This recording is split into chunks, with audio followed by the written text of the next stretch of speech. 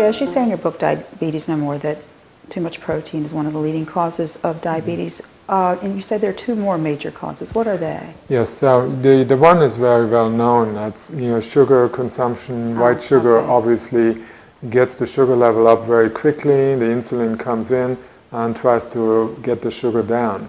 And that is, if you make too much of that, you are again becoming insulin resistant. Not as much as in response to the protein, but still, nevertheless.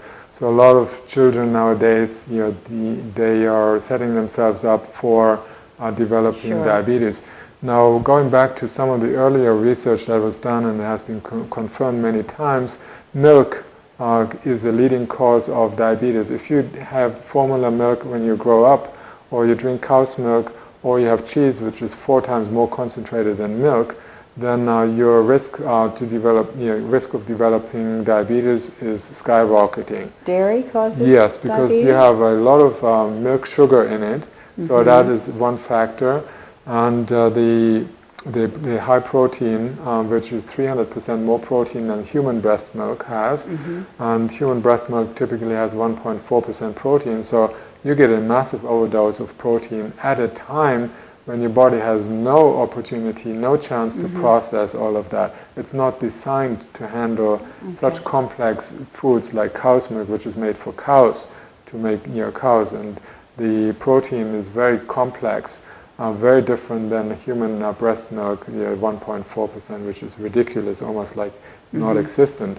So the body is not able to deal with that. So giving those kinds of food at an early age then can lead to diabetes later in life. That is a known fact now. There's a lot of studies to prove that. And would that be type 1 or type 2? Type 2. Okay. Yes, type 1 diabetes and type 2 as well, they're overlapping in that sense.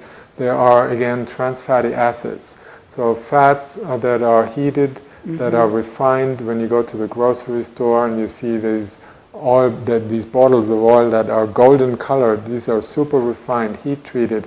They're packed with trans fatty acids. When you heat them, they must produce more of the same.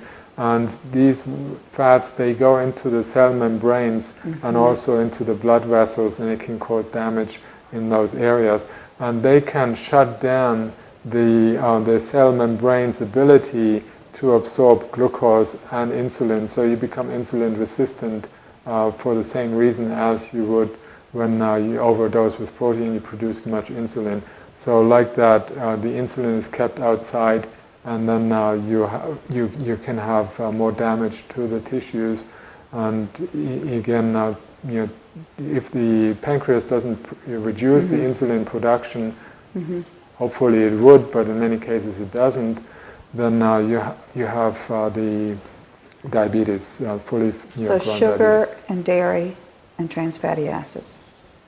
Yes, and then the latest thing that just came in that is now showing the clear relationship between low vitamin D and diabetes. So again, diabetics don't tend to go out in the sun very often, and they have low vitamin D. You won't find a diabetes case with normal levels of vitamin D. You will not.